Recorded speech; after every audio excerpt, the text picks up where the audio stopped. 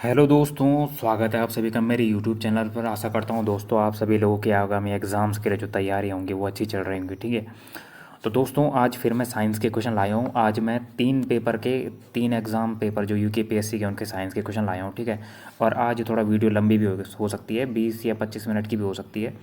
और क्वेश्चन भी बहुत ज़्यादा है, आज 30 40 या 50 क्वेश्चन भी हो सकते हैं। ठीक है, क्योंकि 3 पेपर के मैं लाया हूँ, वीडियो थोड़ा छोटी हो रही थी। तो कि जब मुझे कमेंट बॉक्स में सजेशन मिलता है कि क्वेश्चन की क्वांटिटी थोड़ा बढ़ाई जाए, ये वीडियो थोड़ा लंबी की जाए, तो अब मैं थोड़ा बड़ी वीडियो डालूंगा। ठीक है, तो पहला क्वेश्चन देखते हैं साइंस का दोस्तों कि 1 किलोग्राम सेंटीमीटर स्क्वायर दाब समतुल्य है। तो ये आपका हो जाएगा 0.1 बार के हो जाएगा। ठीक है, अगला आपका क्वेश्चन है इसमें कि पास्कल इकाई है, तो पास्कल आपकी दाब की इकाई हो जाती है। ठीक है, पास्कल आपकी दाब की इकाई हो जाती है। अगला क्वेश्चन है कि कौन समतुल्य नहीं है, तो कौन इसमें एक समतुल्य नहीं है, तो सेल्सियस जो है ये ताप, ये आपका समतुल्य है। किलोवाट आपका विद्युत, ये आपका समतुल्य है। और आर एच गुणक आपका रक्त से संबंधित है, ये समतुल्य है। और रिएक्टर पैमाना आपका आर्द्रता से संबंधित नहीं है, क्योंकि ये भूकंप की तीव्रता मापी जाती है रिएक्टर पैमाने पे, तो ये आपका सुमेलित नहीं है इसमें। ठीक है, अगला आपका क्वेश्चन है कि अगला आपका क्वेश्चन है कि जीन अभियंत्रण में नवीनतम तकनीक विकसित हुई है। तो इसका आंसर हो जाएगा आपका जीन प्रतिचित्रण, ऑप्शन नंबर बी इसका सही आंसर हो जाएगा। ठीक है, अगला प्रश्न है कि वायुमंडल में उपस्थित ओजोन परत अवशोषित करती है। तो आपका अल्ट्रा वायलेट जो किरणें होती है उनको ये अवशोषित करती है। बढ़ते हैं अगले क्वेश्चन की तरफ। हरित गृह प्रभाव यानी जो ग्रीन हाउस इफेक्ट आपका होता है वो वायुमंडल में ग्रीन हाउस गैसों के घनीकरण के कारण वायुमंडल के ताप का बढ़ना इसमें पाया जाता है ग्रीन हाउस इफेक्ट में। अगले प्रश्न की ओर बढ़ते हैं कि निम्न के साथ मिलाने से एजोला एक अच्छा उर्वरक बायो फर्टिलाइजर होता है। तो किसके साथ मिलाने से? नील हरित शैवाल के साथ मिलाने से एजोला एक अच्छा उर्वरक होता है। अगला आपका क्वेश्चन है कि तेजाब वर्षा जो आपकी एसिड रेन है पर्यावरण में निम्न प्रदूषण से होती है। एसिड रेन आपकी होती है नाइट्रस ऑक्साइड और सल्फर डाइऑक्साइड के कारण आपकी जो है अम्ल वर्षा होती है। ठीक है, अम्ल वर्षा में आपका SO2 हो गया और नाइट्रस ऑक्साइड हो गया, इनके कारण जो है आपकी एसिड रेन होती है। अगला आपका क्वेश्चन है कि चिकित्सक परामर्श देते हैं कि हमें अपना भोजन वनस्पति घी की अपेक्षा तेल में बनाना चाहिए, क्योंकि तेल में असंतृप्त वसाएं होती हैं। ठीक है, इसका आंसर ये हो जाएगा। अगला क्वेश्चन है कि फलीदार पादपों की जड़ों में उपस्थित गांठों में पाए जाने वाले नत्रजन स्थिरीकरण जीवाणु है। तो ये आपका सहजीवी इसका आंसर हो जाएगा। सिम्बोटिक सहजीवी आपका इसका आंसर हो जाएगा। अगला आपका क्वेश्चन है कि कोलेस्ट्रोल है, तो कोलेस्ट्रोल एक क्या है? तो कोलेस्ट्रोल आपका जंतु वसा में उपस्थित वसीय एल्कोहल इसका आंसर हो जाता है। ठीक है, कोलेस्ट्रोल आपका जंतु वसा में उपस्थित वसीय एल्कोहल है। अगला क्वेश्चन है कि सामान्यतः एक मनुष्य का जो हृदय है वो प्रति मिनट धड़कता है।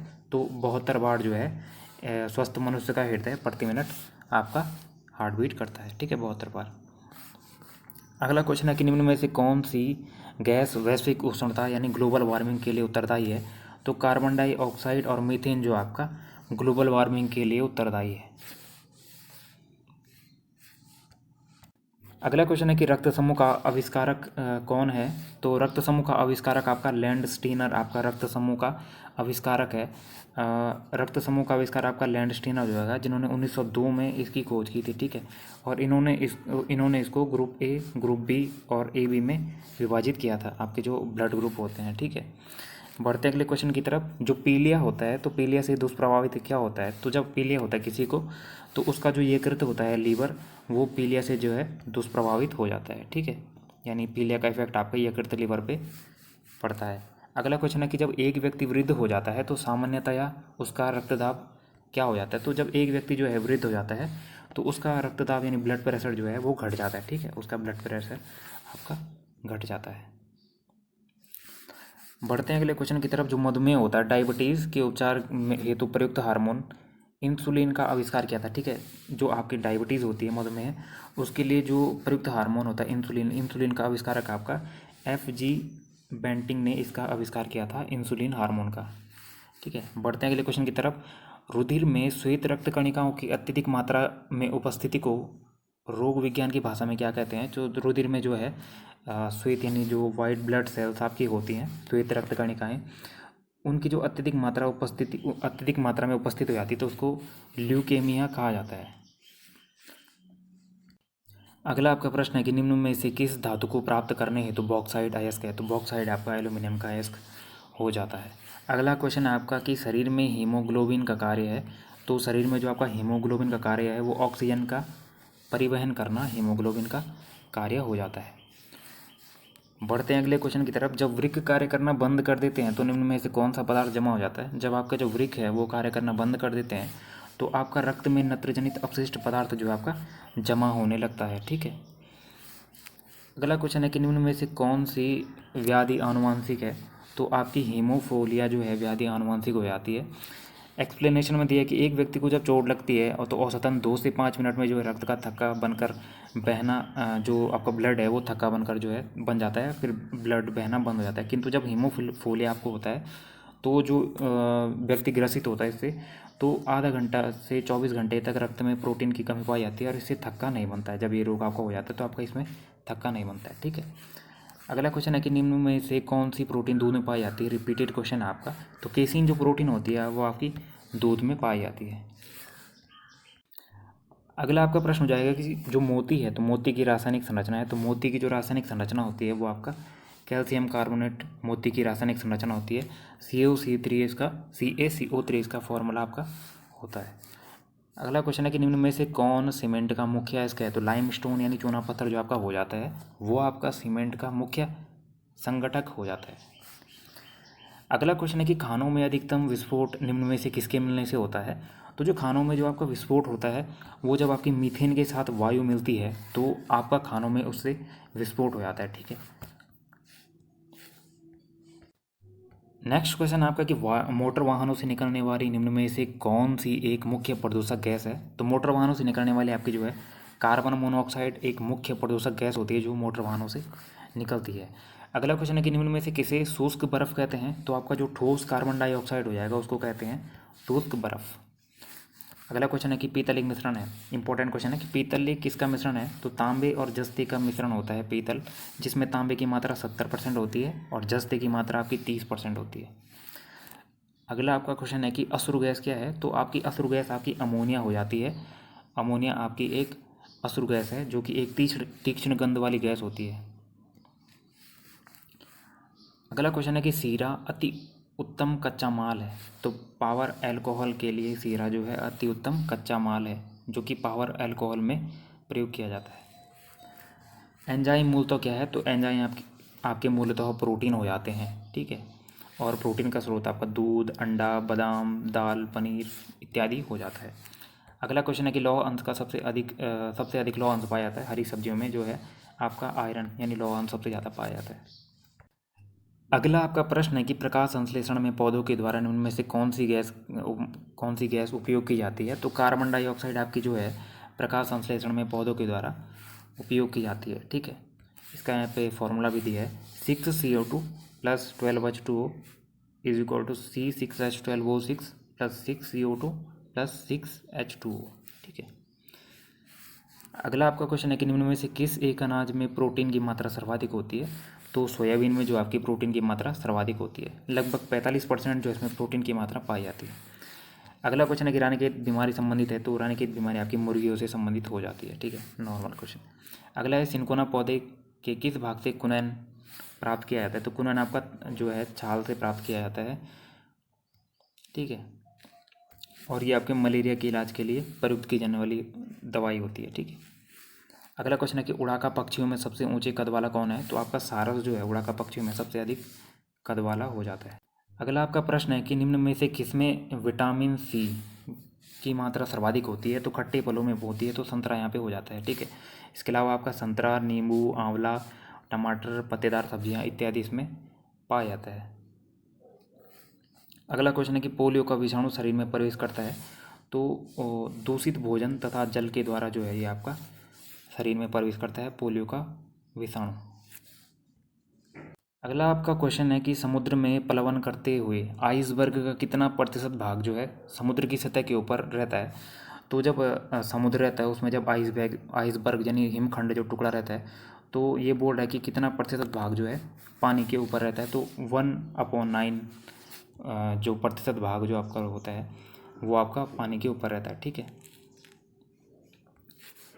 8/9 भाग जल के अंदर रहता है, शेष 1/9 भाग जो है आपका जल के ऊपर रहता है इसमें। अगला क्वेश्चन है कि कार चलाते समय अपने पीछे के यातायात को देखने के लिए आप किस प्रकार के दर्पण का उपयोग करना चाहेंगे? तो उत्तल दर्पण का उपयोग करना चाहेंगे, ठीक है। इसके आंसर उत्तल दर्पण आपका हो जाता है। उत्तल दर्पण जो है आपका काफ़ी बड़े क्षेत्र की वस्तुओं का प्रतिबिंब एक छोटे क्षेत्र में बना देता है, इसलिए इसे चालक के बगल में लगाया जाता है उत्तल दर्पण को, ठीक है, ताकि जो पीछे का एरिया है वो पूरी तरह से ड्राइवर जो वाहन चला रहा है उसको दिख जाए। अगला क्वेश्चन है कि प्रेशर कुकर में खाना कम समय में पक जाता है क्योंकि अधिक दाब के कारण उबलते पानी का ताप बढ़ जाता है, इसलिए प्रेशर कुकर में खाना जल्दी पक जाता है। अगला क्वेश्चन है कि एक स्वस्थ मनुष्य के शरीर का ताप होता है, तो 37 डिग्री सेल्सियस एक स्वस्थ मनुष्य के शरीर का तापमान होता है और फ़ारेनहाइट में होता है 98.6। विद्युत ऊर्जा को यांत्रिक ऊर्जा में बदलने की युक्ति है, तो आपकी विद्युत मोटर इसका आंसर हो जाएगा। सबसे कम तरंग दैर्ध्य वाला प्रकाश आपका बैंगनी हो जाता है। अगला आपका प्रश्न है कि आकाश नीला प्रतीत होता है क्योंकि वातावरण के वायुकण सूर्य की किरणें विकिरणित करते हैं, इसके कारण हमें आकाश जो है वो नीला दिखाई देता है, ठीक है। वातावरण के वायुकण सूर्य की किरणें विकिरणित करते हैं, ठीक है। इसलिए जैसे ये सन है यहाँ पे आपके वायुमंडल के कुछ वो हैं धूल वगैरह कण वगैरह, तो जब यहाँ पे सनलाइट आती है तो इनसे टकरा के वो विकिरण होती है, ठीक है, प्रसरित होती है वायुमंडल में, जिसके कारण हमें आसमान जो है नीले रंग का दिखाई देता है। अगला क्वेश्चन है कि जो गैसोहॉल है, तो गैसोहॉल क्या है? तो गैसोहॉल आपका एथिल अल्कोहल और पेट्रोल का एक मिश्रण हो जाता है, ठीक है। इंपॉर्टेंट क्वेश्चन है ये भी। अगला क्वेश्चन है कि निम्नलिखित गैस मिश्रणों में से कौन सा वेल्डिंग के लिए प्रयुक्त होती है? तो ऑक्सीजन तथा एसिटिलीन जो आपके वेल्डिंग के लिए प्रयुक्त होती है। अगला क्वेश्चन है कि अशुद्ध जल से बड़ी मात्रा में पेयजल तैयार किया जाता है, तो ये आपका निथार कर जो है आपका तैयार किया जाता है। अशुद्ध जल को निथार कर बड़ी मात्रा में पेयजल तैयार किया जाता है।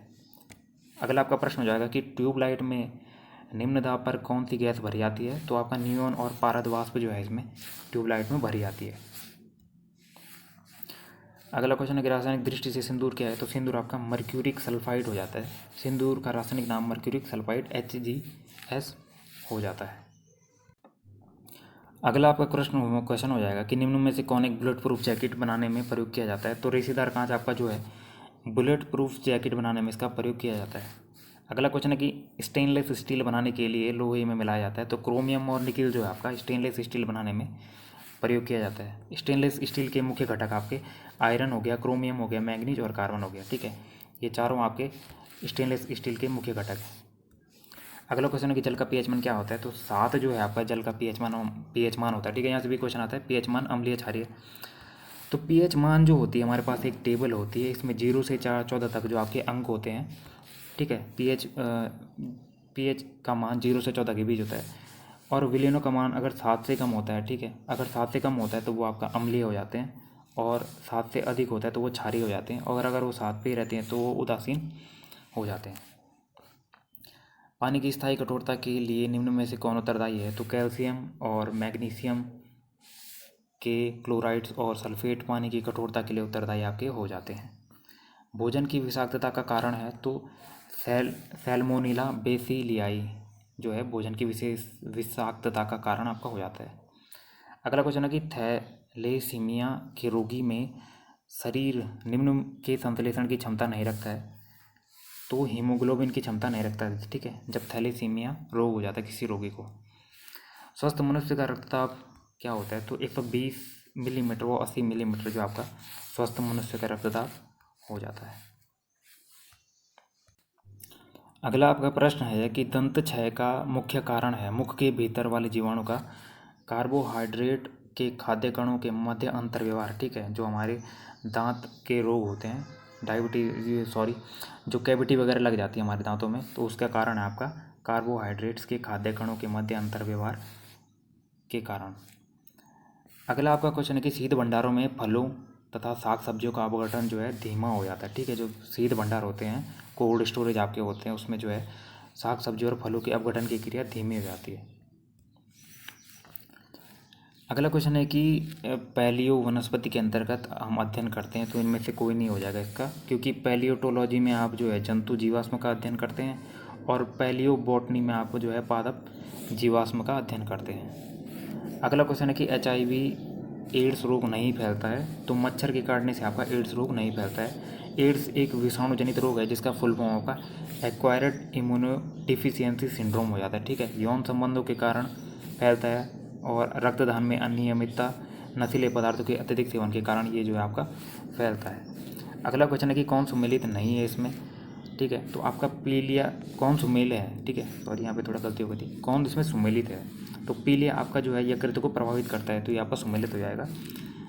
बाकी यहाँ पे दिया है कि मोतियाबिंद में आपकी आँखें प्रभावित होती हैं, पीलिया में यकृत, टाइफाइड में आंत और निमोनिया में आपके फेफड़ा जो है प्रभावित होता है। अगला क्वेश्चन है कि निम्नलिखित में से कौन सा तत्व पौधों के विकास के लिए आवश्यक नहीं है, तो आपका सोडियम जो है वो पौधों के विकास के लिए आवश्यक नहीं है यहाँ पर, ठीक है।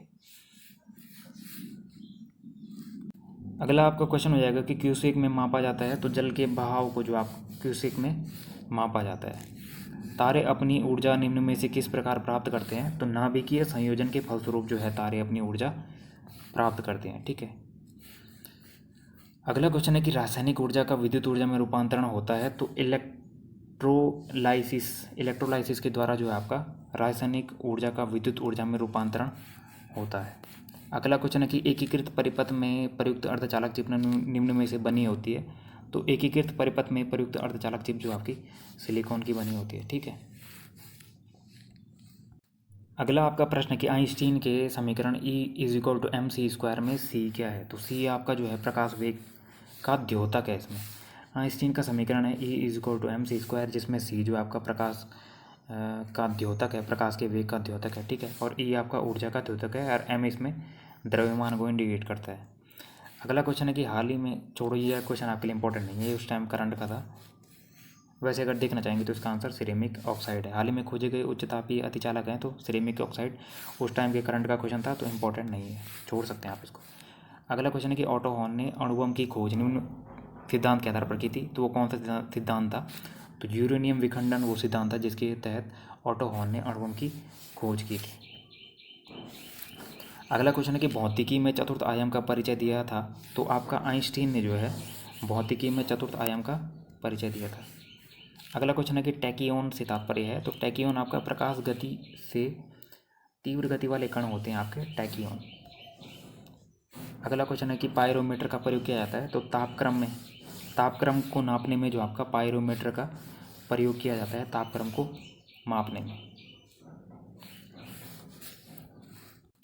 अगला आपका प्रश्न हो जाता है कि तारों के मध्य दूरी ज्ञात करने की इकाई है, तो तारों के मध्य दूरी ज्ञात करने की इकाई जो है वो आपकी प्रकाश वर्ष वो हो जाती है, ठीक है। और एक प्रकाश वर्ष का मान जो आपका होता है वो 9.46 = 10⁻15 मीटर जो आपका होता है, ठीक है। बढ़ते हैं अगले क्वेश्चन की तरफ। कार्बन डेटिंग निम्न आयु निर्धारण के लिए प्रयुक्त होती है, तो जीवाश्म जो फॉसिल्स होते हैं इनके आयु निर्धारण के लिए आपकी कार्बन डेटिंग विधि का प्रयोग किया जाता है, ठीक है। हीरे की खनिजीय बनावट क्या है, तो आपकी हीरे की खनिजीय बनावट जो आपकी कार्बन है, हीरा कार्बन का क्रिस्टलीय अपरूप होता है, ठीक है। एक रेडियोधर्मी तत्व जिसके भारतवर्ष में सबसे बड़े भंडार पाए जाते हैं, तो यूरेनियम इसका आंसर हो जाएगा। खासकर भारत में झारखंड में जादूगोड़ा की खान है जो, वहाँ आपका यूरेनियम प्रचुर मात्रा में पाया जाता है।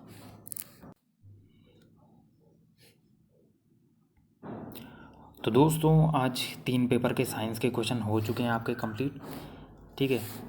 और आज क्वेश्चन की जो क्वांटिटी थी वो भी मैंने थोड़ा ज़्यादा रखी थी, और आज का सेशन आपका साइंस का सेशन होता है समाप्त। इससे पहले मैं 6-7 वीडियोस जो पेपर की हैं वो अपने एक चैनल पे करवा चुका हूँ, वो मैंने प्लेलिस्ट बना के उसमें डाल दी है। कंप्यूटर की जो सीरीज़ है आपके लिए वो आपके लिए शाम को आएगी। अगर आपको मेरा सेशन अच्छा लगता है तो चैनल को सब्सक्राइब कीजिएगा, शेयर कीजिएगा, ठीक है। और अपनी फीडबैक कमेंट बॉक्स में ज़रूर दीजिएगा। अगर किसी क्वेश्चन का आंसर मैं रॉन्ग बता देता हूँ तो आप उसको कमेंट बॉक्स में कमेंट कर सकते हैं, मैं आपके कमेंट को फिर पिन कर दूँगा, ठीक है। नेक्स्ट वीडियो आपकी शाम को आएगी, उसमें भी शायद आपके 2 या 3 पेपर के जो कंप्यूटर के क्वेश्चन हैं वो प्रीवियस ईयर के मैं आपको करवाऊँगा। अपनी तैयारी को जारी रखिए, मिलते हैं नेक्स्ट वीडियो में। Thank you.